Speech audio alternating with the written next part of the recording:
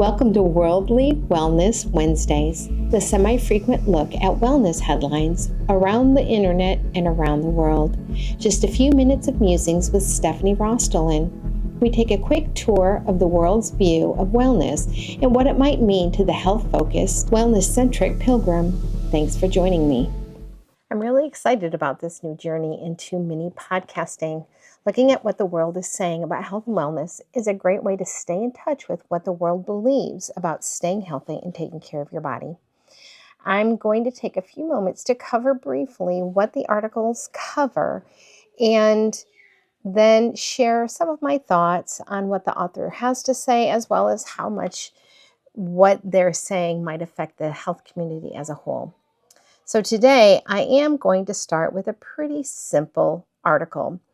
On CNBC Make It, there was an article, Harvard nutritionist and psychiatrist. I've studied brain foods for 20 plus years.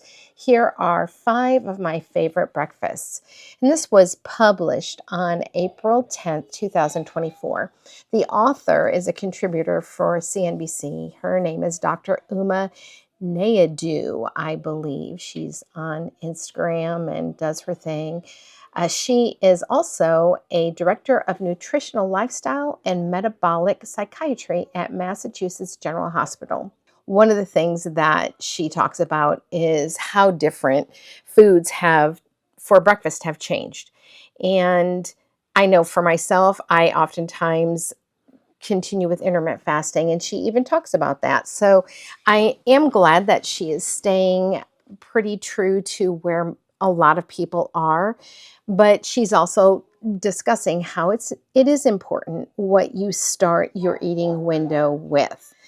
And I appreciate that she kind of glances over the colorful cereals, the overloaded bagels and breakfast sandwiches, baked goods that border on dessert, and coffee drinks that are barely distinguishable from milkshakes. I love that. I love that because her focus really is on neuroinflammation, obviously, because she is studying nutritional and metabolic psychiatry. So that's going to be a great place for her to focus on the mental fitness of her patients. And she shares in the article that she is a nurse. One of the things that she does start her day with is a glass of water when you wake up. I'll be honest, I don't really do that. So something I've learned from this article, I think that I do drink water during the day, but it never occurred to me to start my day with that glass of water when I wake up. And she says, of course, to combat dehydration and anxiety. So love that, love that. Again, you're going to deal with a lot of mental issues throughout the day if you can battle dehydration. Her first breakfast go-to is chia pudding. That is you can find those kinds of recipes across the entire internet with different puddings, with different fruits, with different dairy and non-dairy milks that you would use. And she says how it has tons of fiber, which it absolutely does. It is very good for omega-3s and is very good for anti-inflammatory. So yep, I totally agree with that. I think that having chia pudding is a great way to start. Now, there is always the caveats. Anytime we talk about the things that we can and can't eat or that the general public would have at their fingertips, you have to do what's best for your body. And if you are dealing with an oxalate issue, well, chia is not going to be on the list of things that you can eat. So that's going to automatically knock that right out for you. You would maybe substitute with flaxseed, although there's not a whole lot of people having flaxseed pudding, or at least not that I've seen.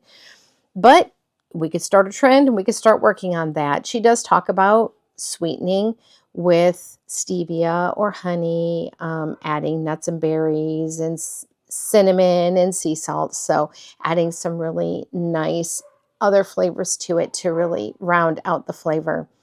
This is where I land on her number 2, scrambled omelet or baked frittata. Love it. I am all about my eggs in the I would say the morning, but usually mid-morning to lunch. Love eggs. And she actually, and she wrote a book that this is your brain on food, and she has a recipe on there that's called On the Go Scrambled Egg in a Mug.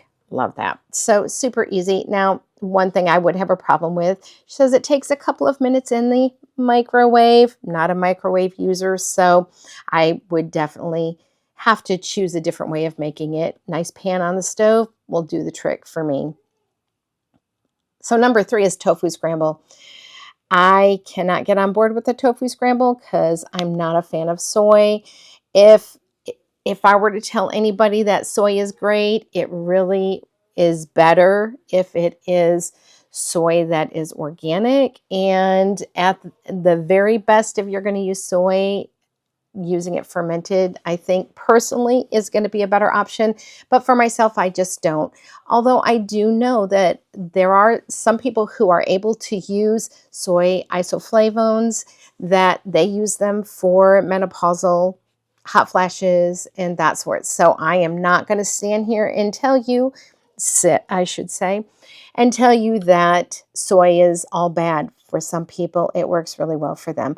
But she talks about a tofu scramble, and she will season it with turmeric, black pepper, pinch of salt. If you like that sort of thing, there's a lot of protein in that. Her number 4 is green smoothie. And again, green smoothie is going to give you a lot of fiber to start your day and a lot of folate to start your day. She talks about using spinach with a few berries with a nice clean protein powder. All those things you have to find organic if possible. You need to make sure that you're getting, she includes hemp seeds or almond butter for a protein.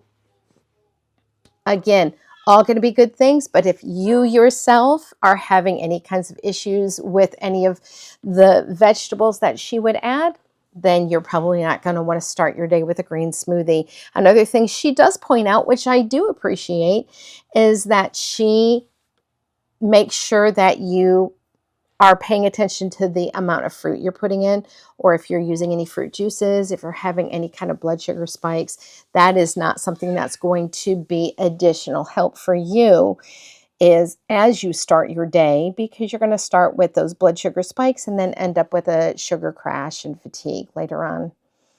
Her 5th item that she includes for breakfast is a turmeric latte. Love that. If you can drink dairy products, I think heavy cream with turmeric in your latte is going to be outstanding. She talks about using plant milk, which you could certainly do that. My first and foremost would be coconut milk, just because it's a nice, good fat. And she adds a pinch of black pepper to help the turmeric be better absorbable. And she line items out all of the things. It's an anti-inflammatory. It helps with anxiety. It boosts energy. It clears brain fog. Again, she's dealing with people probably quite often who are dealing with all sorts of mental issues when it comes to just being able to function through the day, whether it's for brain fog or for something worse. So I have to say, for my first time out and my first time to really analyze one of these articles, I'm pretty pleased with this one. I think in the future, they're going to be a little more difficult, but this one was a nice start, and I hope that this is something that's beneficial to you. If you run across an article, feel free to let me know, and I'll check it out and share it with everybody. Other than that, I just hope you have a great day. Thanks for joining.